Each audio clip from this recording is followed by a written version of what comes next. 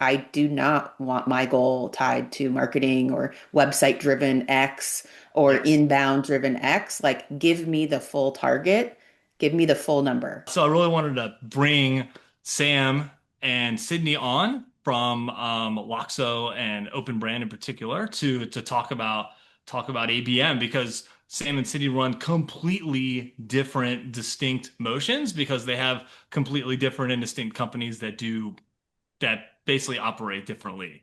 So, Sam and Cindy, I want to give you guys a chance to first introduce yourselves and your companies, and then I want to kind of just get into the nitty gritty on like how your guys' ABM strategies are stood up, and then I really want to also get into the tactics and the things that you guys do on a boots on the ground level. Okay. Sydney, would you kick us off? Course. Sidney Waterfall, nice to see everybody. I was previously a Refine Labs refiner, I guess. Now I'm an OG alum. I was with Refine Labs for quite a while, then moved to Paceto with Carolyn, Trevor, and Chris. And then recently, about a last year and a half, I went in-house to a company called Open Brand, who's a private equity owned company, and we sell market and competitive intelligence data to a subset of the market, consumer durables, brands and manufacturers and retailers. So we essentially are selling data and insights to companies. And if anyone ever knows me, you know I'm the data gal. So I love that. Right up your alley. Hello, everyone. Sam Kuehnle, also a former refined labber. Let's see. Over at Loxo now, so we sell to recruiters anything that helps you find place the best candidates because we know that LinkedIn Easy Apply isn't really helping anyone these days. So it's more how do you go out and find the candidates? And we've got a dual motion go to market. So PLG, SLG. And it's a fun world when you're selling to recruiters who we focus on agency recruiters. So our universe is over 200,000 companies globally, but we also sell to in-house recruiters. So that makes our TAM every company in existence, right? So how does ABM fit into that is another fun flip side of the coin to Sydney's world that we'll be getting into. Let's jump into these accounts, into these companies and your ABM motions because you guys set the stage a little bit here. Sam, you kind of said it, 200,000 plus companies that you could conceivably target. That's an enormous total addressable market. And then Sydney, I know you said you sell into a more of a bespoke or more of a much smaller TAM overall. So I want to kind of get into the kind of the discussion about how you guys think about or how you guys do your ABM in terms of like segment and like how many accounts you guys are actually targeting, just given who you could conceivably target and how you make the decision of here's who we're gonna target and how we're gonna target them versus who is here. This is who we are not going to target. So I want to kind of let you both explain a little bit how you approach that. Sure. So for us, we have a much smaller terms of number of accounts that we target, but our revenue potential per account is likely much higher than the accounts that Sam probably targets. So that being said, I have a target account list of around 3,000 companies that we prioritize, and within those 3,000, we have four different tiers segmented out from strategic through tier one, tier two, tier three, that way. So we, and that also includes our customer base. We also tier as well into the same tiers. So we know how to go after white space as well. One of, I think, the unique things at Open Brand is those are our main segments are going to be brands and retailers that sell consumer durables products. So it's a product that you buy every 3 months or 3 years, excuse me. So think of appliances, power drills, grills, lawnmowers, blenders, like anything you buy every 3 years. So not Classic end of the CPG, market. e-com. Yeah. But we also, our revenue model is a land and expand revenue model. So we grow those accounts over time after we acquire them. And so when you think about our approach, how it might be different is I'm not solely exclusively looking at new logo. I'm also looking at just new bookings revenue and new bookings pipeline is essentially what I'm looking at across the funnel. And how we segment and tier that is going to be a lot different than and the campaigns we run and all of that, which I'm sure we'll get into, is going to be much different than like if you're exclusively focused on growth. We are focused on growth, but from two different segments, right? We have to keep acquiring new, what you land, you have to expand. And if you're not landing anything, you're not going to be able to expand it later. So that's kind of our just like total go-to-market strategy. We have some additional segments outside. I call them our secondary segments, and they're not really like a huge priority for us to spend a lot of resources to them. But if they come to us, of course, we're going to sell them data. So that's kind of how we segment our world at a high level. Are your tiers all the same size? You said you have 4 tiers and 3,000 accounts. So let's just do some quick math. They're not evenly distributed, right? You probably have your A tiers, probably 100, maybe 200, and then you kind of go down the line. And as you go down tiers, it's more companies, but less budget and less energy, I would say, focused to it. Is that fair to say?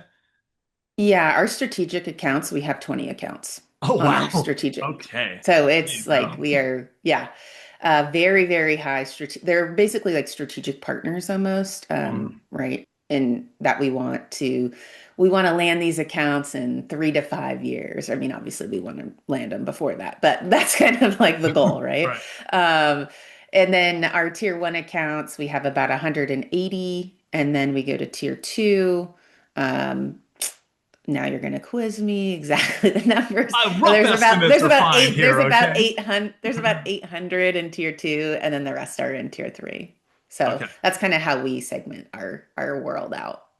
All right. And Sam, let's go through how you think about the list at Loxo, just given all the companies you could potentially put inside of it. The list. Everyone is strategic. We just have one list. No, I'm totally kidding.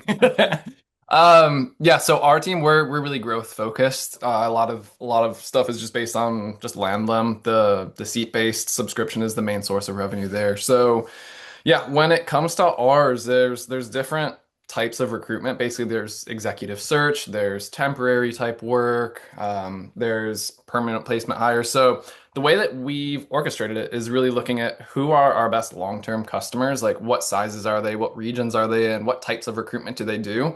And while everyone would love to go after the largest recruitment firm, the Corn Ferry, and say, that's our perfect ICP, it usually isn't because when they're that large, they've custom built all of their own backend to their services. So we found our sweet spot in terms of who can we win at the highest rates and who stays with us the longest, who are our best customers to work with and everything else. And that's how we started to structure and work backwards from what makes those companies up. Those are a lot of our tier ones. Then we say, okay, who can we sell into that we win high, that gets good value, but there's some use case functionality that we might not do phenomenally, or we need a partner to plug in for. Okay, that might be a tier two. Tier three is, they do recruitment, but they can use our services, but maybe they're super small. It's not worth dedicating a full-fledged AE, BDR to go chase them down. That the CAC numbers start to go up because as Sydney mentioned, we're not a crazy expensive tool. Our pricing's on our website. We start at $149 a month for one user. So you can run the math and start to figure that out. But that's how we really basically figured out what are our tiers. And then from there, that's more of a what do we prioritize in terms of where are we dedicating resources? How much marketing spend? Where are we having BDRs send the calls to? What's getting done at a one-to-many air cover aspect with marketing emails and everything else versus where do we want to be more tailored, more personalized, go on site and do that. So it's for us, it's not so much that we want to win all of these, but how do we want to allocate our team to stack the deck in our favor with this massive market? And how many accounts total is Loxo targeting now? And then you mentioned 3 tiers about how do you have it broken out? Oh yeah, I mean Just we're again, rough estimates are fine here, yeah, I Sam. mean There's no quarter grade on million. this question. Yeah, I mean I can look at our LinkedIn. You'd laugh at our LinkedIn audiences. No, I wouldn't. Well, just the size of it. But I mean, yeah, I mean when you go and look at agencies alone in the world, there's a quarter of a million of them that just fit that niche. And again, that doesn't even touch the in-house audiences that we could serve. So huge number of accounts there that we could be getting in front of. All right. I want to ask a little bit about the kind of building of the list because there's a lot of stakeholders that end up getting involved here, right? Especially Sydney at a company like yours where there's such a small TAM, there's going to be a lot of strong opinions. You guys sell into a certain amount of companies, right? And one thing we see a lot of on our side with the ABM programs that we run or refine is sales largely has the say in deciding the list, and marketing kind of gets asked to run with it, and then we have to do our due diligence vetting it and making sure we're having that kind of alignment with the marketing leader and that those things are in a good place. For both of you being in-house and probably having much more time to dedicate towards making sure that your lists are exactly what you think you can realistically win. I'm really curious about who and how are those account lists getting decided? What's that process look like? Who's in the room? What role are you both playing in it? I'll start first. Not a surprise. I like to play the data and operations role in this. I'm shocked to hear that, I have to say. Shocked. Um, no, we have a little bit of an advantage, and I've talked about this a little bit on my LinkedIn. It was kind of the opposite of, how do we narrow down the list? But for us, it's more of a prioritization exercise.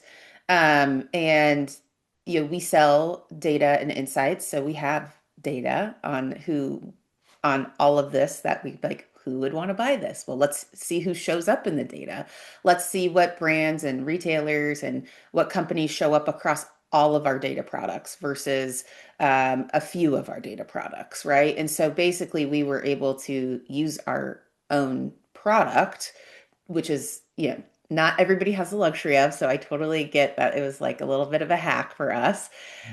So we basically did like a product analysis step one of like, okay, let's just look at all of our white space in our data that we have. Who could we sell to that we're not? And then how many products could we sell them of, we have three core data products. And within that, you've got other kind of things that you could sell. But then across that, how many categories do they show up in our data? Because that's like a another lever of our pricing and packaging. So we were basically able to like export our product data, run some data analysis, and be like, okay, well, here's the accounts that show up across a wider spectrum, aka we have the potential, the white space to sell them more dollars. And so we started with that. And then we went into with sales. So that was actually a more of like a marketing and finance kind of exercise, really. And then we met with sales and said, okay, based on this, what is your feedback on the market, on the categories, on the data solutions? We have different competitors and different data solutions and different use cases. So we kind of use them for like qualitative, like how will we prioritize this? Draft the list. We all kind of look at it. But at the end of the day, sales really does sign off on the prioritization. Like if it's the strategics are kind of a no-brainer.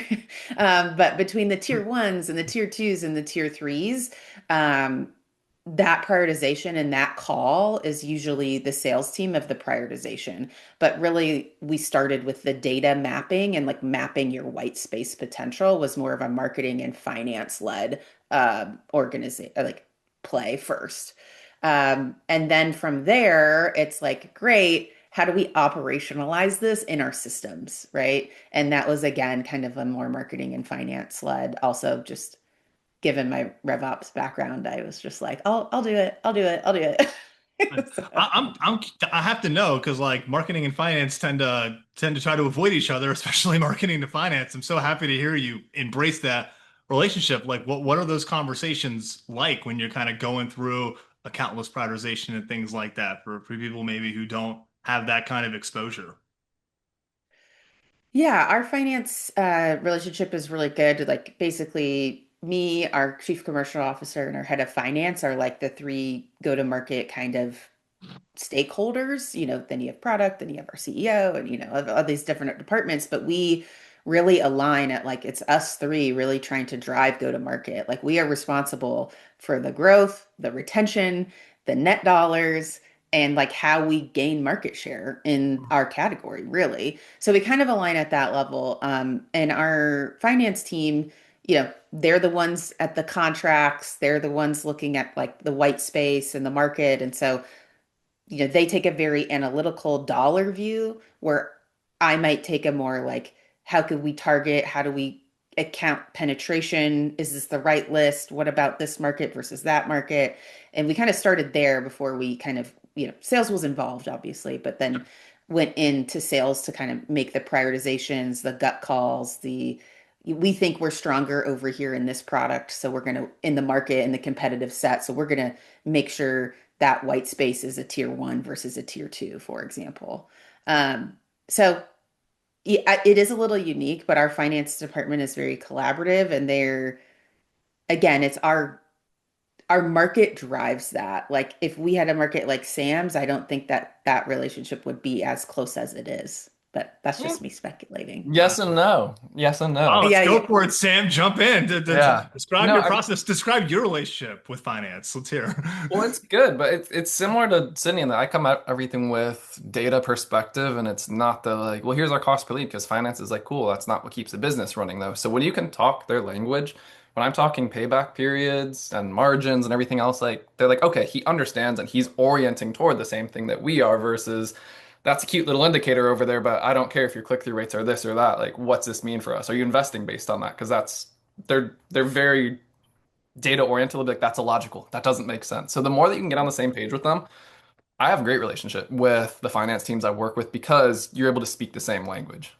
Right. And you're just operating your list at a larger scale overall when you're kind of coming and determining that with finance and saying, look, I know we have 130,000 companies we could potentially do. Here's how I want to tier them off based on Yeah. their firmographics. Here's what payback and CAC and LTV look like for that. Yeah, so we were interesting that we're a much earlier stage than Sydney's company. So when we started our ABM initiative, we didn't have a CFO. We didn't have a controller or anything like that. So it was myself, our head of sales, and our head of business development, and then a RevOps person. Basically, we all got together and we looked at the data for, again, who can we acquire, how long are they staying, and then running the segments that way. But then the beauty of head of sales, head of BD, and myself, we'd all been here for years. We knew anecdotally, even though the data's saying this, that we sell well in this industry, we know based on conversations it's a really hard sell, or they actually don't stick around as long as this data is showing. So we could gut check because we all know no data is perfect, no matter how anal we might be about it. So it was a good exercise for us, though, to be able to kind of just like use common sense along with that to figure out what should our ideal list look like. Like, yeah, again, we'd love to sell the super high seats, but there's only so many of them, and we only also have so many AEs that are equipped with the skill set to have that type of relationship-based selling. When so many of our AEs were more junior at the time, they were new to the company or anything else where it. I don't want to say it would have done us more harm than good to throw them in too early, but we needed to develop the relationship more and take our time to get into that. Sure. I actually want to ask about the AE BDR kind of aspect of it too. I know I had a question kind of marked for myself on like where the BDR motion falls for each of your companies and how they work with your ABM motion. Sidney, I know when we were doing some prep, you said you guys are actually in the market for one. You can certainly put a call out here. But Sam, I wanted to ask you as well, like about the BDRs that kind of fall under you, or is it sounds like you have a BDR leader that you probably collaborate with, I would guess. Give me a sense of how that dynamic plays out. Yeah, so we have a BDR leader. They roll into the sales organization ultimately, and I'm completely fine with that because again, we share the same revenue target. Marketing doesn't have a goal, BDRs doesn't have a goal, sales doesn't have a goal. We say roughly based on our investment in headcount here, spend here, here's what you should do, but hey, this quarter marketing might pull a little bit more. Next quarter, sales might pull a little bit more. As long as we're all oriented and rowing towards that same whatever revenue target, that's what we're after. So that's why I think it works better for us because we're not competing over attribution or like who gets credit for this or that. It's did we drive the ideal outcome that we were after. So like with our PLG motion, for example, when I first came in, we had 14-day trials for our product. And I remember seeing we would get at the time for every four hand raisers that came in, three were PLG, one was SLG. Mhm. So I'm just like, hey, this is great. Like, we've got good volume. And then I go in and look at the conversions from PLG. I'm like, why do we have like barely any pipeline from this? This doesn't make sense. And so I reached out to the BDR leader at the time and I said, like, hey, what's going on? Like, what can I supply you with to make sure that BDRs are jumping on these? They said they don't want to talk to sales, but we take a consultative approach. And he's like, oh, they don't call on them until day 15 because otherwise they don't get credit for it. And I had to pick up my jaw off the ground. I was like, are you kidding me? So I was like, let me deal with the whole commission thing. Start calling them today. And literally the next week, when you looked at week over week charts, Yeah. 4x growth in pipeline just from that because of things like that. But that's where, again, marketing's job and what we do is we bring all these great leads to the front door, but we have to have someone there to greet them, to walk them in. And Sure. like that's where BDR sales are so good. And we say, like, hey, again, I don't care who gets credit for what. I was a BDR. I understand commissions are important. Like whatever they need to do to make sure that we reward them for their work. But what are we doing as a business? Are we hurting ourselves actively by current processes? Right. Are the incentives helping us get pipeline Yes. from what is coming into the Yeah. door, right? And like credit to you for like, looking at like what's the SLA and the commission structure look like here? And does this match like what the company needs to Yeah. get to as a goal? Yeah, I have to imagine that that's, just such a critical piece of that. It was an interesting conversation. Everyone looked at it after, like, yeah, that makes sense. Like, why wouldn't we do it? But I mean, those are why I always say, like, don't accept just like because it's always been this way, as we're gonna keep doing it this way for reasons like that. Right. And then Sydney, I know you guys much more of an AE focus, BDR not as big of a component. Give me a sense of that dynamic with sales kind of as you guys are in the throes of the program itself and like where that how that dynamic plays out. Yeah, BDR reports into sales. We are hiring some, so if you know of anyone, let me know. Um, Tell them to prospect me, and we can see it. Just kidding. Um, no, so BDR sits under sales, and we have full cycle AEs. So they do full revenue. So on the upsell side as well, we don't have that position split out of like you do only expansion versus you're responsible for the renewal. It's full cycle, which I think for us and our size and the size of our team and stuff makes a lot of sense right now, because they're like accountable to the full customer experience. So yeah, I try to look at it as like marketing is to enable our BDRs to make their job easier, to make prioritization easier, to self-serve them with data that they might need that would save them time, to surface up things that would be relevant to them. So when I think about BDRs and reporting into sales or marketing, I think it's the same uh, kind of approach I would take from a marketing leader. It's like my job is to generate signals, first party, second party, third party, leverage data, and then give them the best at bats as we can, no matter what channel is driving that. That's kind of our approach to BDRs and things like that. And to Sam's point on attribution, we also don't have department level attribution at all. We don't care what source it comes from. So, that has to be aligned at the board level and the executive level Yeah. for it to work. But because of that, the marketing team might put together a great outbound campaign and do a bunch of content and outbound and structures. And we might not even leverage that in a quote unquote traditional marketing channel, but it might be the right thing to do to go get six more meetings, right? So, I think to your point about the commission structures and the incentives, like it's very, very important. And that was something that I was very passionate about when I was interviewing and like accepting this role, that like I do not want my goal tied to marketing or website driven X or Yes. inbound driven X. Like give me the full target, give me the full number, And we and play as a team, let's go. right? Yeah. Yeah, and you play as a Yeah. team because, like, to both your point, even Sam, you run POG and an SLG motion, but no deal gets closed for you guys without sales working that deal and getting that signature, right? So it doesn't matter really where it gets sourced from. It's just getting aligned on those right North Star metrics. And I do want to actually, it's a perfect segue into this, and I want to have time to get into the tactics also. So I'm going to talk measurement, and then we're going to get into some specific campaign stuff you guys are doing because you had some interesting ideas that we talked about. So let's talk a little bit on the measurement. Like what's the North Star for both of you? Any leading and lagging indicators? I know Sam, you have a really fast sales cycle, at least compared to Sydney. So I'm curious how you both look at those things, just given the differences between your two programs. Yeah, I mean, ours is simple. It's revenue at the end of the day. So because we could previously target everyone very loosey-goosey and apply resources wherever we wanted, because we are now saying we're going to spend more money, more time, more resources towards these accounts that are more likely to win, it's a pretty easy like cause and effect correlation of seeing where we're spending our time. If we're doing it on the right accounts, we should win more. We should have more revenue because again, we don't have infinite accounts, but relative to our company size, we don't have we have maybe 100 employees. Like you can kind of do the math to see we're not going to saturate our AE and BDR books. There's going to be plenty of accounts for them to go after. So it's really at that revenue level. And then we break it out again by the tiers. We have tier one, tier three, and then non-ICP. And just a stacked bar chart. I can look and see over time. Are we starting to see more of that bar each quarter fill up with tier one, tier two, less of tier three, tier four, or non-ICP? But people still come in organically. They'll still find us because they're searching what's the base ATS. We can't stop a non-ICP from coming in. We'll take that if they want to come to us. But again, we're just not going to proactively go after them. So really it's revenue. Leading indicator are hand raisers and pipeline from the higher tier accounts, because again, that's what we're prioritizing. But it's simple, but simple is better in our case. It keeps us focused. And it's really irrelevant for you whether it's PLG or they fill a demo out. You said it was about a 3-to-1 split between PLG and SLG. When you Historically, started, is it still that, or is it no, has it? we leveled it out a little bit more. Our just when I looked at the funnels, when people talk to sales, higher win rates, they adopt the product better because they understand it and they use it better. So we've just done some conversion rate optimization, different things to orient people to want to talk to sales a little bit more. Probably 50-50 split now. Okay. All right.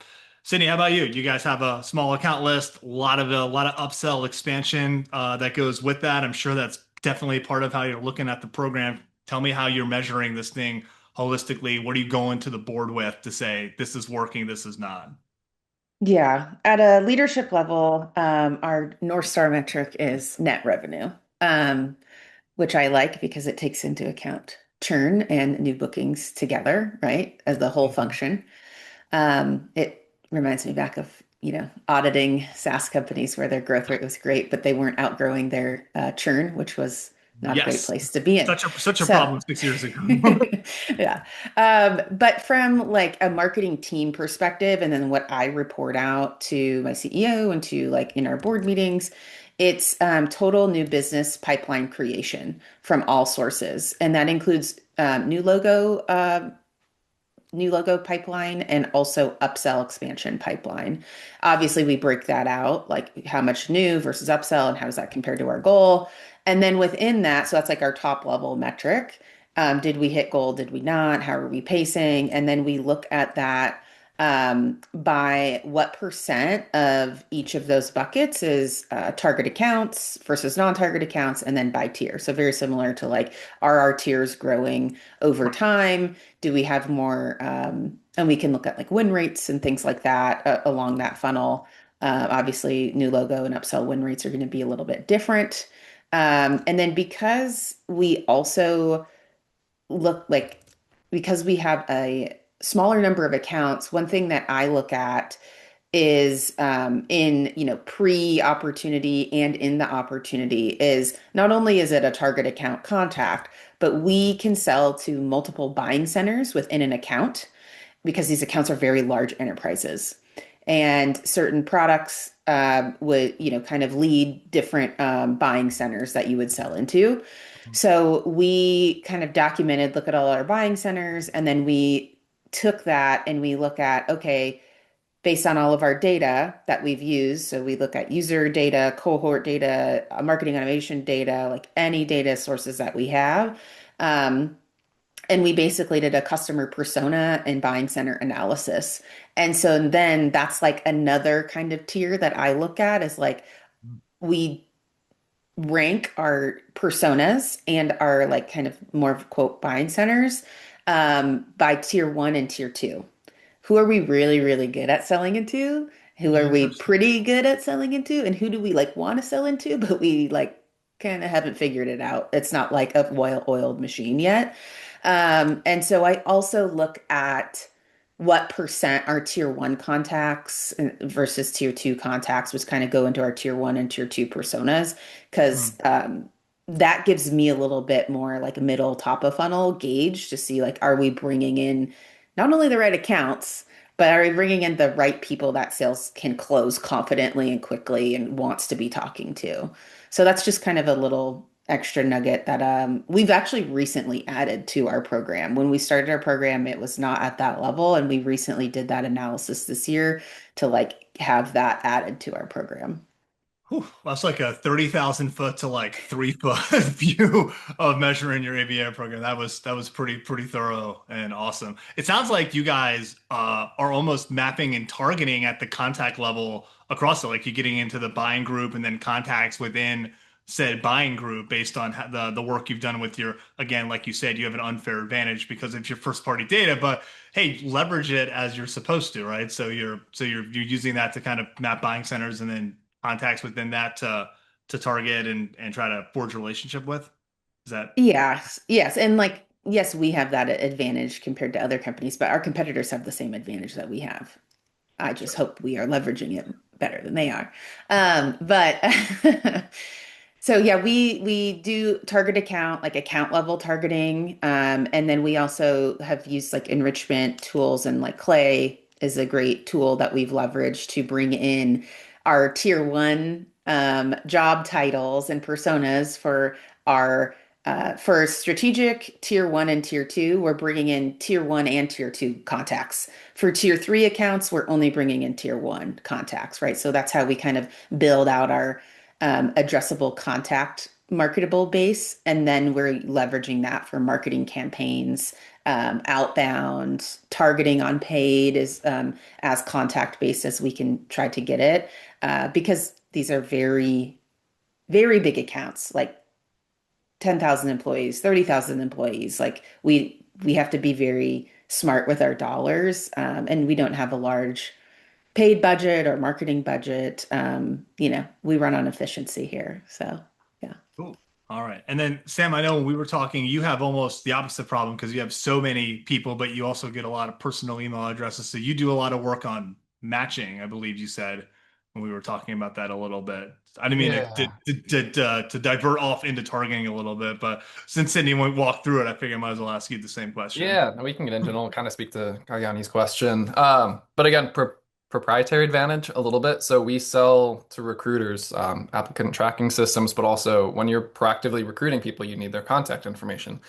Well, if you're trying to say, hey, Matt, you work at Refined Labs, but hey, do you want to come work over at Loxo? I'm not going to email you on your Refined Labs email, right? You're going to reach out to their personal information, whether it's their personal email, LinkedIn, whatever that is. So we have a huge database of personal contact information as well. And as everyone here has probably experienced, whether it's Google or Facebook, even LinkedIn, most people sync their personal email to it, not their work email. So that's why most match rates are pretty abysmal when you load in ZoomInfo Apollo lists because you're hoping that people use their work email, but not. So I did a massive build where we have this universe of companies that anyone could work at, and then who are all the employees within it. And so I can then pull, because we have work email, I pull their work email, then I pull their personal email, and then I can pull their cell phone. Obviously, in perfect world, we have information on all three.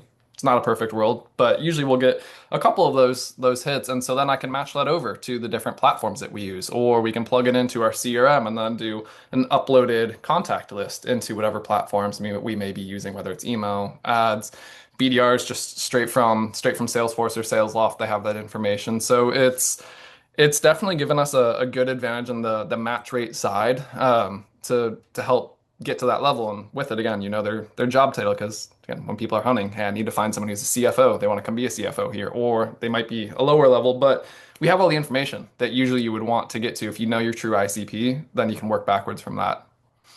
Nice. Kalyani, did you feel that answered your question? Yeah, cool. All right, let's talk. I really want to talk in the tactics of what you both are doing because you guys are both doing some interesting things, different things on the same channel sometimes too. So, Sydney, I know you talked a little bit about what you guys are doing on that kind of awareness level with your accounts. Walk a little bit through some of the really specific campaign tactics that you guys are doing. I have a follow-up question based on one of the things you provided, but go ahead and walk through how you guys are approaching getting in front of your target accounts. So we kind of have a strategy of being a little bit more buyer centric, kind of a little bit out of the Refine Labs methodology that attracted me to Refine Labs so many years ago. But we want to serve up and try to give as much content as we can. And then we also do still gate some content, right? So, yeah, we can, that's a whole nother webinar, but Is it? yeah. Um, But the main thing that we like are trying to do as a brand and as a company is to really go have content that is insights driven and data driven in places where our customers are. So that sounds like super high level, but I'll give you an idea here. So we always have a brand awareness campaign running at all times. We're really trying to increase our brand awareness in the space against some of our like incumbents in the market. So we always have always on brand awareness campaigns that kind of just go to our website that educates people on who we do, what we do, and we try to get fun with the creative a little bit more on those campaigns to kind of break up the feed. And then we are leveraging our data assets to show people what we have and give them a taste of it without them really having to talk to sales.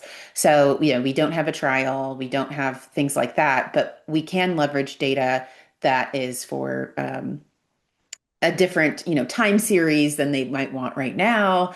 And so we built these custom dashboards that showcase all of our data products in a really nice, clean view. So someone can kind of see, oh, like what does Open Brand do? Okay, that's interesting. But like, what does the data actually look like? What kind of insights could I get from this? And they could access that.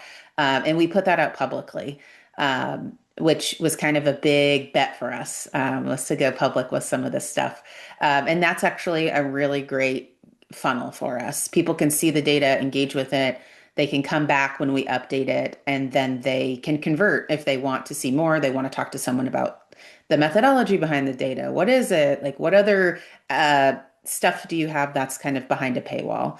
So that's been like a really good kind of campaign that we've launched that is consistently one of our highest converting things to not only educate people on what we do, but then convert the traffic into sales conversations. Nice. And the creative you use, you guys use a lot of infographics, I would imagine, to kind of present that in advertising or even in email, right? Just to kind of Mhm. get whet people's appetite a little bit, give them a preview of it.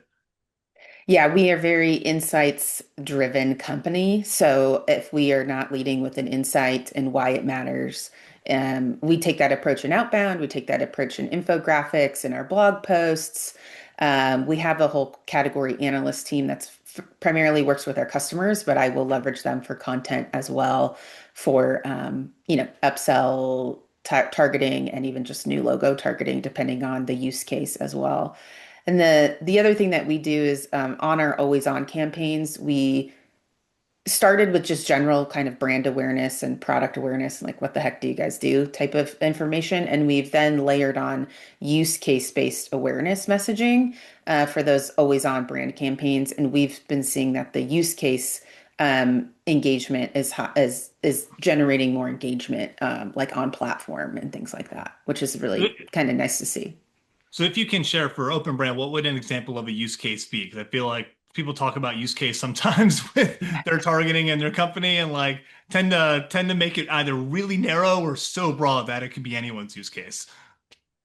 Yeah, so we kind of have, I'll give you two examples. We're running a big integrated campaign right now around product line reviews. These are like QBRs or like big strategic meetings that retailers have to see what brands they want to put on the shelf and how they're going to drive more sales for the retailer. But then the brands go into those meetings always trying to get more shelf space or pitch products or trying to get more engagement in order to sell more products, right? So they're really kind of high stakes conversations. And so that's a key use case that actually hits multiple personas, right? And so that's a more general use case that hits like 3 to 4 core personas that we sell into. And so we have use case messaging around product line review and make sure you have X type of data for your product line review, like more general messaging. And then we have like persona based use case, like sales persona might say like make sure you win that share of shelf in your product line review, right? So it's like instantly hitting on something they care about, which is share of shelf, and then instantly hitting on product line review, which is like something that they're very familiar with. And it's like, oh, by the way, Open Brand can help with that. So that's an example of like a broader use case. And then we go into a more niche use case, which would be for like our pricing, our competitive intelligence product, which is like pricing and promotions data. And what do you know? People with pricing titles really like that Price matters. pricing data. So yeah, we'll say that's a little bit more niche to like specific titles, but it's a core use case. So it's like, your Amazon Prime is next week. Are you ready for Amazon Prime? Are you sure you're priced correctly in the market? Mhm. Or how are you going to monitor pricing and promotions during a key promotional period? Are you going to win Prime or are you going to lose Prime? Right. And so that's very like use case based messaging, but a little bit more targeted of a use case. What I love about both those use cases is like you're literally finding a line on like a JD for your titles almost or for those roles and just creating a use case for them with your content to get in front of them and be like, hey, I solved this is literally on your job description and I'm gonna help solve this problem for you if you engage with my content. And I love that approach to use cases for you. And that's Sam, been an evolution. So, yeah. we did Well, not you start got there. there. Yeah, well, I Yeah. mean, you got Yeah. there though, and that's the important part. That's the other Yeah. thing I think that's important to say for anyone here is like ABM is such an iterative process, right? Like you'll run it for a quarter, or if you have a longer sales cycle, maybe it's a half year. You'll learn a lot, what went right, what went wrong, and then you'll iterate, and eventually, 2, 3 periods later, you have something where you're like, wow, this is really starting to work for us, right? Sam, I got same question for you. Tell me some of the interesting kind of tactical things that the Loxo is doing right now. Channels, campaigns, anything like that. The things you're excited about. Yeah. Recruiters live on LinkedIn, so it's made it pretty easy for us to figure out which channel should we spend our most time on. Marketing, sales, and HR. You can always find them on LinkedIn. Yeah, it's brilliant for that. That said, everyone and our all of our competitors are also on there. So it's like, yeah, we can show up, but are we showing up in a way that is memorable, is helpful, is standing out? So we've tried a few different things in Lake Sydney. Where we started is not where we are today. Everything's is an iteration. You should keep learning. But like one of my more recent learnings was we thought, hey, we've got this whole ABM motion that we've built out. We know by because we're international. We know by region. Are they Europe? Are they Asia Pacific? Are they North America? What tier are they in? What type of recruitment do they do? What's their persona? Are they an end user? Are they a firm owner? So like, let's build campaigns. For every campaign we'll have, we'll target each of these groups with something that's relevant. Well, multiply that combination out, and we at any given point could have 75 to 90 campaigns running. And as I said earlier, we're a small company, so you can guess how well that worked with our budget. So that then led to testing. It's like, okay, if we do need to figure out this prioritization for budgets and everything else, it came down to the like what content can be most relevant to people. And we found that usually it was pain-based messaging. Most recruiters are struggling with the same type of thing. How do you find the right hire? How do you do it quickly while not sacrificing just a button seat mentality, but the right person? And others are just solving for use cases. So much in the recruitment technology space is we've done it this way for years. They don't know. They haven't really cared to learn. There's technology has evolved. AI has come to the world, how it can be improved. So we proactively show very common use cases. How do you source a candidate? How do you do outreach to 50 qualified candidates? How do you find contact information? Because a lot of these people might be thinking, I go to Yellow Pages to pull their number, or I go and type out every email one by one. It's like, oh, no, you can automate this, or you can use technology to help with it. So a lot of it is historically that's usually middle to bottom of funnel stuff, but for our market, it's actually top of funnel because people see like, oh wow, I didn't even know that was possible. I didn't think to ask that or query it in Google and ChatGPT, wherever they're searching. So it ended up being an interesting mix where we've drastically reduced down our segmentation to figure out, it's core use cases that we solve for, common pains that we use a lot of thought leadership ads for, and we speak to from personal experience. A ton of our sales reps and CSMs come from recruitment backgrounds, so they can carry that, like, I've been there, I understand where you're at. So that content does incredibly well. We do a lot of customer stories, and then we call them like our brand flights. So every 4 to 8 weeks, we'll ship something that is much more brand level, not thought leadership, but just like creative.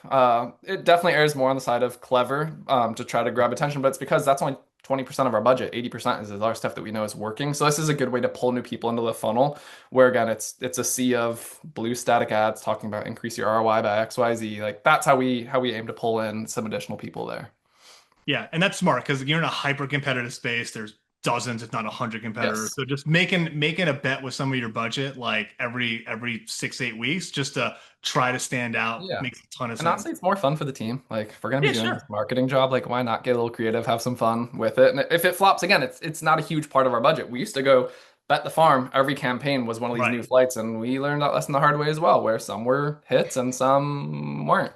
Right. But you still give yourself budget and room to have a breakthrough, right? Like maybe something Exactly. hits hard and you're like, oh, Sue, we could double down on this. This can Yep. make its way into that 80% of the budget Yeah. more And that's consistently. where we turn into like, okay, let's go build out some specific playbooks. Hey, they're really interested in how do I do a good outreach cadence. Let's go build a outreach cadence playbook for executive search, for temporary, for people in London specifically. Like those are the Mhm. signals that we use to say, okay, like we know that this topic lands. Now we make it relevant. That's content like Sydney mentioned earlier. We give that to our BDRs, to our sales. Like that's how they can then engage the tier one accounts, those who are most interested and say, hey, this is this super helpful, relevant thing to you. Hope it helps. Hope you enjoy it. Use that as a foot in the door versus I've got this thing over here. Give me your email and you can come find it. Like we don't quite gate or hide things in that way. Gotcha. We went 47 minutes or 45 minutes until you mentioned we went 45 minutes without mentioning AI once in this discussion until Sam, you just kind of slid it in during your answer. And it just makes me have to ask this question. And I see a couple questions rolling as I want to give time for those. So I do want to ask for both of you. I mean, AI is just kind of the big halo over all of our lives right now, especially when our in marketers' lives. So I'm curious how you guys leverage AI, if at all. I can say it's certainly fair to say that you don't that much in your ABM motions, and like where are you finding it to be most effective for each of you? We've been leveraging AI a decent amount to scale our insights content production. So we have a lot of data. We produce a lot of data-driven content that used to take a lot of time of people pulling data, putting it into a specific format, feeding it into a dashboard. So we've tried to use AI to speed up some of just like the raw data production with some of the assets that we generate so that we can generate them for more categories or we can update them more frequently. Like we used to only update our infographics like once a year. And now we're getting to the point where we're like, oh, we could update these quarterly after we put this process in place and like make it much more timely and relevant for our market. So that's like on the content side, like one thing that we have been leveraging. The best way that I personally use AI is not in these like, oh, I created like 75 web pages with like 102 personalized ads that like most of them are crappy anyways. Uh, not And I've necessarily seen like those. I've seen scaling. those ads and I've seen those landing pages. Yeah, not necessarily scaling like one to one like that way. We're very I guess protective of that versus letting AI do that. I use it a lot for finding like holes in the account. Like, oh, like what like look at this account and see like what people that we don't have in our CRM that we should that fit these personas and like or which personas do we have in this account that haven't engaged with the three use cases that we think are the most relevant for that persona. So it's kind of again like prioritization a little bit more for marketing, but also hopefully for our soon to be BDR as well is kind of how we're trying to leverage it. Not necessarily like the fully fledged, download this, comment ebook thing and you learn how to like operate as a BDR. Not necessarily all of that. And then like I've just used it really too for like data analysis and correlation analysis, like deep correlation analysis that used to take me a lot of time, which now it doesn't need to as much time. So. Nice. Sam, how about you? I know you guys are a little more AI native as a product. You guys have rolled out more AI features into Loxo, so I think that's part of the calculus probably for you. But give me a sense for how you're leveraging AI as part of the motion that you're doing. Yeah. So in the product, it's interesting because so many recruiters they're going from nothing to something. So everything AI is very new, novel, good for them. Whereas in the marketing world, it's like again, we see this a lot everywhere. So we really have called three, four buckets that we've done. One is similar to Sydney. It's like called transcript insights, just ingest a ton of data from customer calls, prospect calls, what Mm. themes are coming up constantly, what topics, how are we winning against this type of thing and positioning ourselves more just again, like instead of everyone shooting from the hip, 10 different AEs, 10 different talk tracks, what's working right now? That's let everyone know, hey, you don't have to follow this line by line, but this is what's going to help you guide you in this conversation. Or for BDRs, hey, if you email about this right now, it's being well received. It's going to increase your likelihood for an open, a reply, something like that. Brand consistency is a big one. So as we ship updates every day. So making sure that just, hey, our page is up to date in terms of this page isn't saying a data point that differentiates or counters against what's on this page. So reconciling a lot of stuff there, kind of like an editor in a way, is one. Our team is big on posting. A lot of our AEs and BDRs, we have some fun. Like every week, we do a little gift card for everyone or for someone that shares just a good post with the market. I know a Nice. lot of companies are kind of like, oh, I don't know. What if they kind of go off the rocker a little bit and post something that we don't like? So we just have a custom GPT that we built that basically says like, hey, is this going to be a good post? Write it up. What do you think? Put it into here. And then it tells you like, yeah, this is good. And it's based on things that we say, like, what's our approach to market? What's our voice? How do we talk or not talk about competitors? Is there anything proprietary in here that should not be shared? So just a quick tool of enablement for the team so that they feel empowered to share without having to feel embarrassed or something like, I don't know about this. Should I post it? Should I not? It gives them quick clarity exactly on what to do. And if it doesn't get rejected by it, but it's like, hey, you might want to clean this up. It tells them like, here's what to fix within that, or here's how you might want to approach it.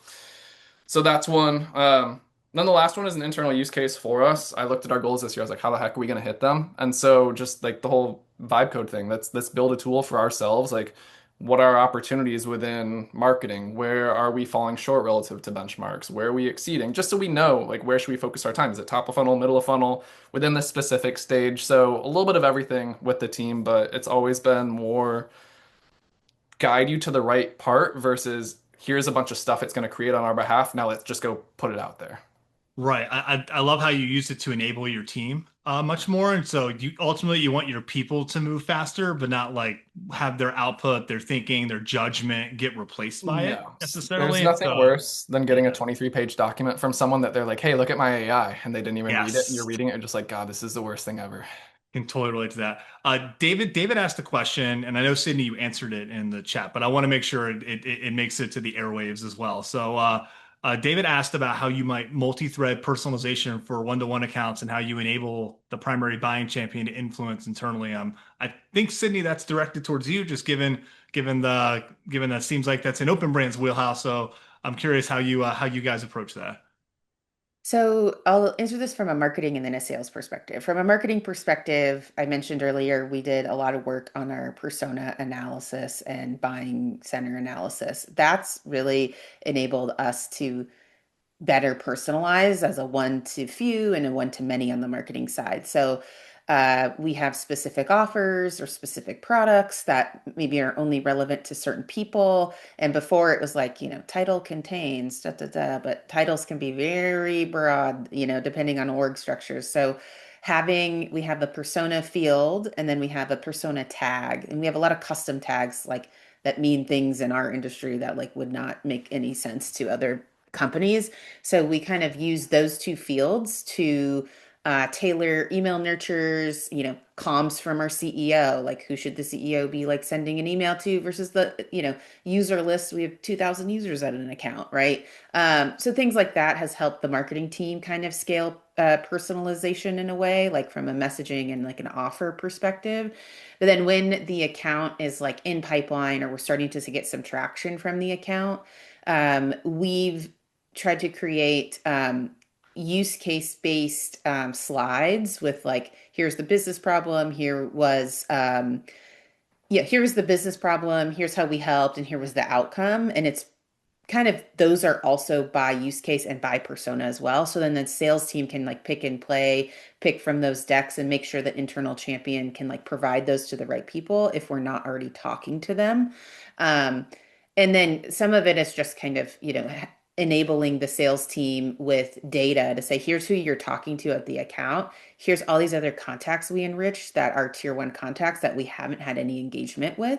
And maybe you should start prospecting into those, X time. So marketing is kind of more of an enablement backseat when the account is being worked or when that's happening. And I always try to leverage enablement with data and then like with content is kind of like how I view marketing can support sales in the best way. And then they give us feedback. I really need this. I'm like, okay, go from there. So that's just how we've tried to really help reaching new buying centers. Is it global versus North America? Is it, navigating all of the enterprise kind of fun selling obstacles, I would say. So. Gotcha. All right, last question, because I'm sure you guys got somewhere to be at the top of the hour real quick. What is one thing you both are experimenting with right now with your go-to-market motions that you're uber excited about? And Sam, I'll start with you, if you don't mind. Yes, me and you. Direct mail and gifting. We really hadn't done anything in the past just due to lack of, again, prioritization. When you could mail 200,000 companies, let alone the people within that. That's a daunting task. So that's what now we have a good grasp on. Who do we want to go after? Who are the truly like high level strategic accounts or anything else? But I mean, it's nothing novel, nothing groundbreaking. This is not a new thing by any means, but we know it works. We just weren't sure where should we invest that type of money to know that it would actually be worthwhile. So that's one that we're getting into as we speak. Cool. Sydney, how about you? Uh, Two come to mind, and one's like classic ABM, but we actually are experimenting on Meta. We're trying to get out of our audience is not on LinkedIn at a highest rate, like marketers, salespeople, things. We do have some of our audience there, but it's not the penetration that I want or I believe we could have with paid.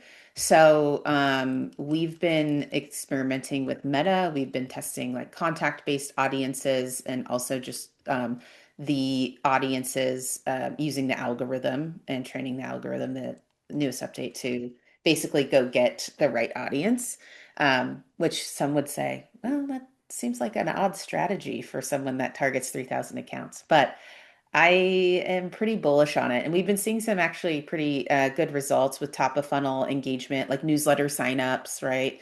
Like if we're marketing a newsletter and it's finding the right people to suit a newsletter, and then those people are signing up for a newsletter and they're relatively in the right accounts and roughly the right departments, that's kind of been surprising to us. And I think it's something that, again, not a lot of people are doing. So I'm always good to test that. And then we don't have a huge event presence in terms of like conferences and booths and things like that. But we this year we started to test some like micro dinners and just treating our customers to like events we would never have a booth at, but we're just there because we know they're there. They're the ones like exhibiting, and then we are like treating them to like a rest time or like a hangout time when they're like not on the floor and they're not working. So that's something that we've tried twice and seen decent results from, and we'll probably continue to tweak it a little bit. That's smart. I like that, especially when they're the ones that are on the floor and they're probably exhausted. As someone who's done plenty of trade shows as a marketer, I'm sure all marketers here have done that. Like it sucks when you're on the third day and you're like, get me out of here. So I can relate to that. All right. I want to give you guys a chance to plug your companies. Sam, I know you have your own little venture also. I want to give you a chance to plug that also and what you're doing with that before we break.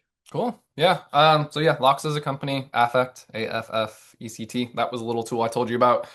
Fully built out of scratch our own itch. Till a mentor was like, you should productize this, make this something bigger. So it's a huge, huge product, two paying customers right now, just launched not long ago. So, but yeah, affect.so if anyone's interested. It helps to figure out where you're constrained in your funnel and how to go about breaking it. Awesome. I guess Sydney's one of the two paying customers. I comped her. I Sydney, how know about where you? this guy lives. I gotta keep on. Yeah, openbrand.com. I think the best way to find me is LinkedIn or randomly I post on Substack and it's like all over the place. So sometimes I don't post for a month and then sometimes I post a lot. So those are the two places to find me. Cool. Well, look, just on behalf of Refine Labs, just want to say how proud we all are of both of you, and just seeing you guys kill it out there in the in the SaaS and adjacent SaaS space. We're super happy. We're not surprised at all either by it. So just keep doing what you guys are doing. Keep killing it. Appreciate everyone dropping by, talking ABM. We'll get the recording out, and this will go on YouTube. We'll have some reels and stuff, and we'll see you all next month, man. I'm excited to bring another Refine Labs alum, Ben Reed, on, who was the VP marketing at Field Pulse, and he's going to talk about 3Xing a really, really unsexy product. So that's going to be an awesome discussion. So hopefully you guys can make that. That'll be on like the third week of July or so. Thank you all so much, man. Have a great rest of your week. Enjoy your weekend and enjoy summer, man. I know we're just kicking off here. See Yeah. ya. Bye, everyone.